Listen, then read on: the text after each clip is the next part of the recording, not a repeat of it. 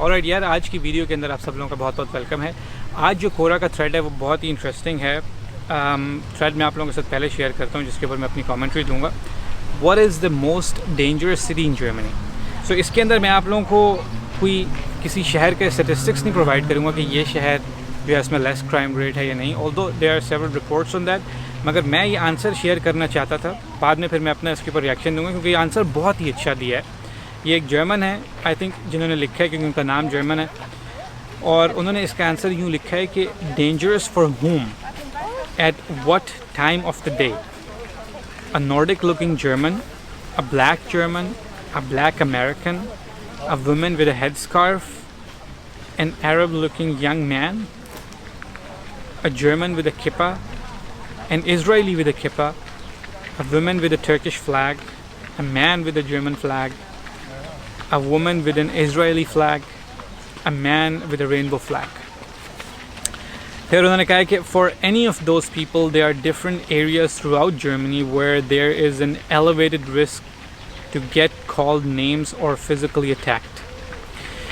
I think ये बड़ा अच्छा आंसर उन्होंने दिया है कि मैं आपको एक एग्जांपल देता हूँ कि देखें तो ओवरऑल जर्मनी जो है वो बहुत सेफ़ कंट्री है, ठीक है।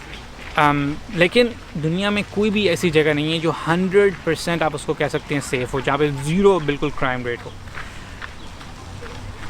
बर्लिन का आपको एक इंसिडेंट बताता हूँ कि एक दफ़ा वो काफ़ी ज़्यादा न्यूज़ में भी आया था, यहाँ नेशनल न्यूज़ में, कि एक लड़की थी वो U-Bahn के अंदर जो सबवे होता है वहाँ पे सीढ़ियों से नीचे उतर रही थी, तो उसको एक लड़के ने पीछे से किक मारी थी और वो जो कैमरास लगे होते हैं अंदर सबवे में उसमें वो रिकॉर्ड हो गई थी और वो गिरी थी नीचे, तो काफ़ी बुरी तरह ज़ख्मी हुई थी वो।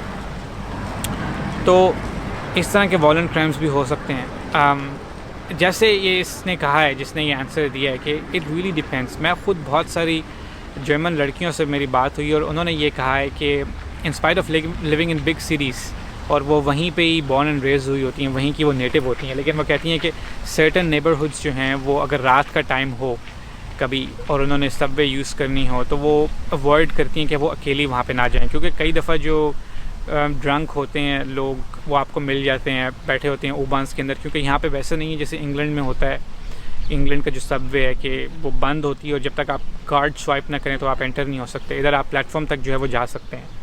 तो वहाँ पे उनके एक्सपीरियंसेस कुछ ऐसे रहे हैं। कई दफ़ा कुछ नेबरहुड्स में एक सर्टन माइंडसेट के लोग रह रहे होते हैं, फार राइट के फॉर एग्जांपल, तो वहाँ पे अगर कोई ऐसा बंदा जाए जिसकी आप क्लियरली देख सकते हैं कि उसकी एक सर्टन रिलीजियस रिप्रेजेंटेशन है, तो उनके लिए वो प्रॉब्ली उनके ऊपर हुटिंग कर सकते हैं या उनको कुछ कह सकते हैं। ज़रूरी नहीं कि कोई वॉयलेंट एक्शन ही हो, या वो भी हो सकता है। तो इन जनरल मैं यही कहूँगा कि ये बड़ा अच्छा उन्होंने आंसर दिया है कि डिपेंड्स कि हाउ यू लुक लाइक या हाउ यू ड्रेस योरसेल्फ, या कैसे आप अपने आप को प्रेजेंट कर रहे हैं और किस वो एरिया में हैं, किस नेबरहुड में है, किस टाइम ऑफ द डे है, वो सुबह का टाइम है, वो रात का टाइम है, 12-1 बजे का टाइम है। इन चीज़ों पे ये डिपेंड करता है। तो मोर और लेस मैं यही कहूँगा कि मेरे पर्सनल एक्सपीरियंसेस के मुताबिक जो है वो सेफ़ है।